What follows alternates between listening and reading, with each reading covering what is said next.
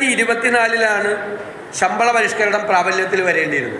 അവസാനത്തെ പോണ പോക്കില് പേ കമ്മീഷൻ പ്രഖ്യാപിക്കുകയാണ്. അടുത്ത ഗവൺമെന്റിന്റെ തലയിലാണ്. എനിക്കൊന്നും ഓർമ്മ വരുന്നില്ല ഈശ്വരാ. നീ കിടന്ന് ഉരുളൊന്നും വേണ്ട. ഇക്കാര്യമേ എനിക്ക് നല്ല ഓർമ്മയുണ്ട്. പേ കമ്മീഷൻ നടപ്പാക്കേണ്ട പൂർണ്ണമായ ഉത്തരവാദിത്വം. DA കുടിശ്ശിക 1,00,000 കോടി അത് കൊടുക്കാതെയാണ് പോകുന്നത്. നീ ഞങ്ങളെ അവമാനിക്കാൻ മനഃപൂർവ്വം കച്ചകെട്ടി ഇറങ്ങിയിരിക്കണോ? അങ്ങനെയാണെങ്കിൽ അങ്ങനെ. സംസ്ഥാന ജീവനക്കാരുടെ DA, പെൻഷൻകാരുടെ DR എന്നിവ മുടക്കം കൂടാതെ നൽകും.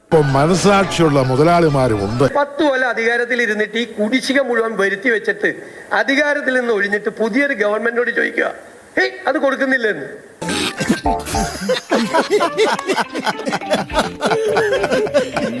ആര് വരുത്തിയ കുടിശ്ശികയാണ്? ഞങ്ങൾ വരുത്തിയ കുടിശ്ശികയാണ്. ഞങ്ങൾ പറഞ്ഞിട്ടുണ്ട് ഒരു ഗഡു പോലെ ഞങ്ങൾ കുടിശ്ശിക വരുത്തൂല, ഞങ്ങൾ കൊടുക്കുമെന്നാ പറഞ്ഞിരിക്കുന്നത്. ഞാൻ പറഞ്ഞ ന്യായം. 10 കൊല്ലം ഇരുന്നിട്ട് ഇതൊന്നും പറ്റിയില്ല. 10 കൊല്ലം അധികാരത്തിൽ ഇരുന്നപ്പോൾ പ്രഖ്യാപിക്കാതെ ഇലക്ഷന്റെ EU ഓഫ് ദി ഇലക്ഷന്റെ സായാഹ്നത്തിൽ പ്രഖ്യാപിച്ചതാണ്. ഇങ്ങനെ ഒരു വിധി എഴുത്തുണ്ടാകുമെന്ന് സ്വപ്നത്തിൽ പോലും വിചാരിച്ചല്ലോ.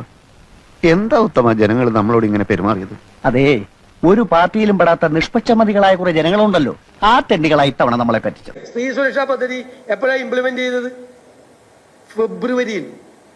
ഫെബ്രുവരിയിൽ ലോക്കൽ ബോഡി ഇലക്ഷൻ തോറ്റുകയുണ്ട്. ഈ ഇലക്ഷന് തൊട്ട് മുമ്പ് ആ തെണ്ടി RDPയുടെ തൊലി ഇരിക്കുകയാണ് ഉത്തമ. സഹിക്കുക അല്ലാതെ എന്ത് ചെയ്യാ? ഉമ്മൻചാണ്ടിയുടെ കാലത്ത് ആരംഭിച്ച 1 ഡസൻ സ്കീമുകളാണ് ആരോഗ്യ മേഖലയിൽ ഇവർ നിർത്തിയത്.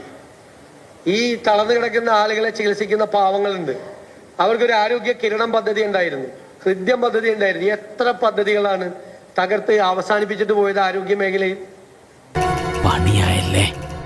തലതിരിഞ്ഞ രാഷ്ട്രീയക്കാർ നാടിനെ സേവിക്കുമ്പോ നാടിന്റെ തലയെഴുത്ത് തേയും. അത് കേരളത്തിന്റെ വിധി.